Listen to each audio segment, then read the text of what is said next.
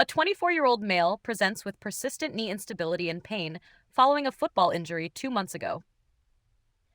I'm showing you the Sagittal T2-weighted MRI of the knee.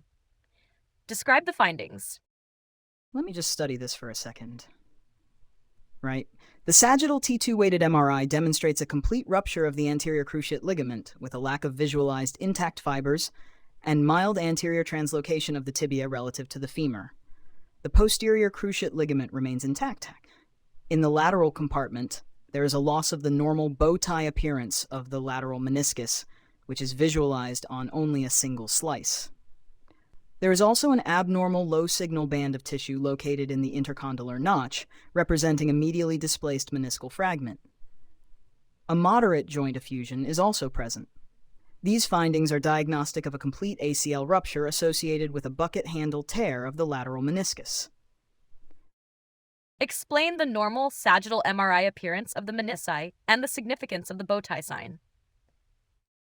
A normal meniscus on sagittal MRI slices has a bow tie or butterfly wing configuration, which must be visualized on at least 2 contiguous slices. This is because the normal meniscal body is approximately 9 millimeters wide, and typical sagittal MRI slices are 3 to 4 millimeters thick. Seeing the bow tie on less than 2 slices suggests a tear of the meniscal body, such as a bucket handle or radial tear. Conversely, seeing the bow tie on more than 2 contiguous slices is a classic sign of a discoid meniscus, which is a congenital variant that is anatomically wider and more prone to tearing. I am showing you reference sagittal MR images from this patient. Describe what they illustrate and explain the double PCL sign. The reference sagittal T1 image illustrates a normal, intact anterior cruciate ligament with its fibers running straight and parallel to the roof of the intercondylar notch, which is Blumensaat's line. The reference T2 image demonstrates a normal, intact lateral meniscus showing the contiguous bow tie body. The third reference image illustrates the pathognomonic double PCL sign, where a displaced inner fragment of a bucket handle meniscus tear flips medially and lies parallel and anterior-inferior to the intact posterior cruciate ligament. This creates the appearance of 2 parallel black bands in the intercondylar notch, which is highly specific for a bucket handle tear, most commonly affecting the medial meniscus. What are the primary clinical indications and options for managing these injuries? Management depends on the patient's symptoms and activity level.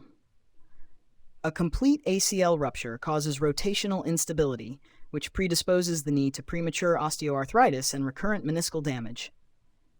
Active individuals typically undergo arthroscopic ACL reconstruction using a tendon autograft, such as the patellar tendon or hamstring tendons.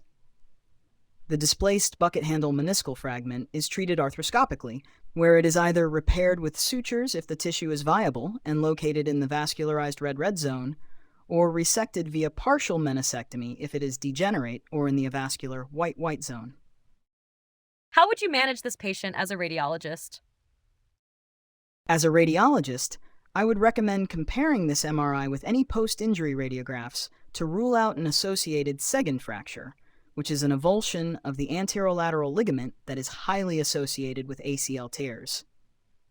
I would recommend evaluating the coronal and axial views to verify the position of the flipped meniscal fragment and assess for associated collateral ligament sprains or bone bruises. Finally, I would document the findings, highlight the displaced meniscal fragment, which can cause mechanical locking of the joint, and refer the patient to orthopedic surgery for arthroscopic planning.